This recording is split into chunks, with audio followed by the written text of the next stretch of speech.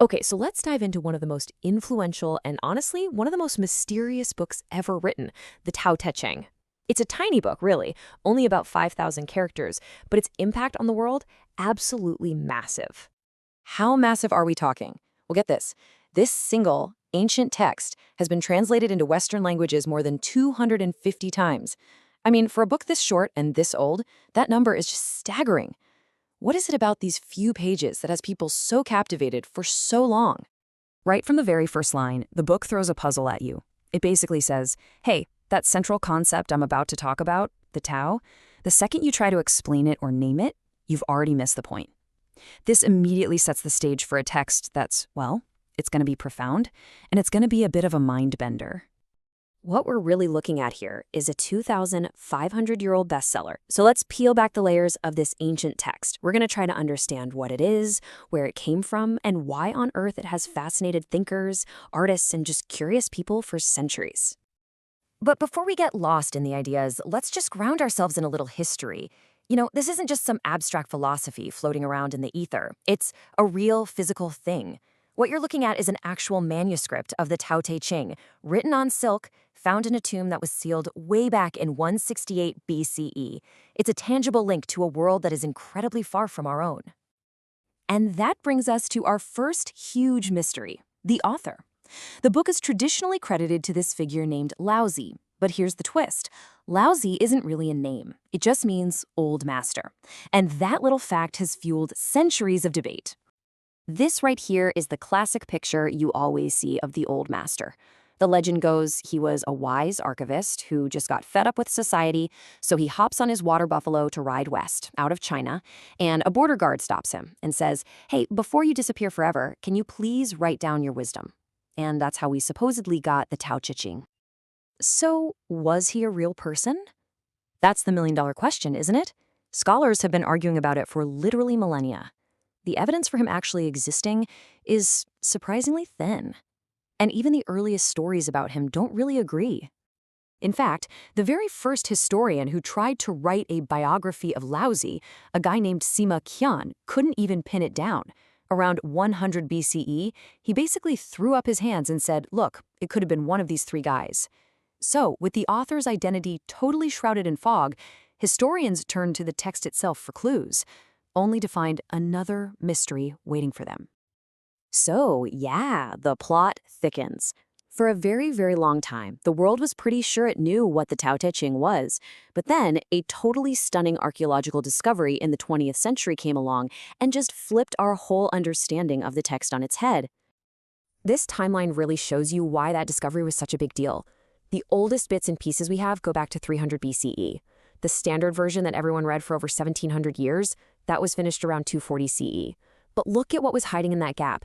Text sealed in a tomb in 168 BCE, just lying there, completely undisturbed, until 1973. And what they found was a bombshell. It wasn't just an older copy. It was a different copy. It called into question the entire structure of the book, a structure that had been accepted as fact for almost 2,000 years. Okay, this slide shows you exactly what changed. The traditional text is the Tao Te Ching. It starts with the Tao, or the way. But the ancient Mawangdui text, it was flipped. It was the Te Tao Ching, starting instead with Te, or virtue. Now that might seem like a small change, but it completely alters the emphasis. Are you supposed to find the way by practicing virtue, or does virtue just naturally flow from finding the way? It's a fundamental shift in how you read the whole thing. All right, so we have a mysterious author and a text that has literally changed its shape over time. This brings us to the final and maybe the biggest layer of the puzzle, its meaning. Why is this little book so famously, ridiculously hard to translate? Let's just take one core idea, Wu Wei.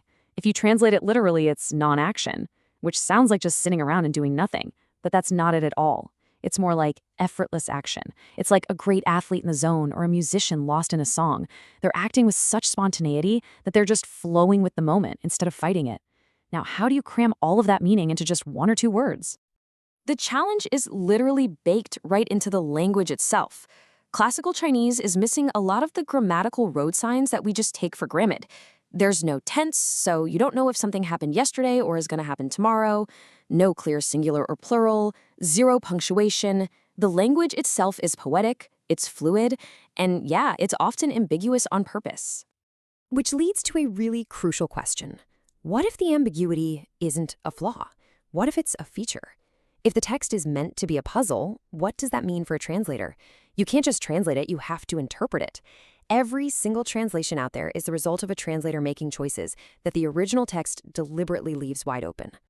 So where does that leave us? We've got a mysterious author, a text that changes its form, and a language that refuses to give you easy answers. But here's the thing, far from being a weakness, this might be the very source of the Tao Te Ching's incredible staying power. The scholar Holmes Welch really hit the nail on the head with this one. He said the Tao Te Ching is a famous puzzle which everyone would like to feel he had solved. It's not an instruction manual, it's an invitation. It's a puzzle that pulls you in and asks you to join in the search for what it means. And maybe that's the real takeaway here. The text's lasting power doesn't come from giving us one single fixed meaning. It acts more like a mirror, reflecting the questions and ideas of every new person and every new generation that comes to it. Its wisdom isn't some destination you arrive at. It's the journey of asking the questions in the first place. And that leaves us with one final thought to chew on. For 2,500 years, people have been trying to solve the puzzle of the Tao Te Ching. But maybe the point was never to find the answer. Maybe the real wisdom lies in engaging with the questions and in learning to just stand back and appreciate the profound, beautiful mystery of it all.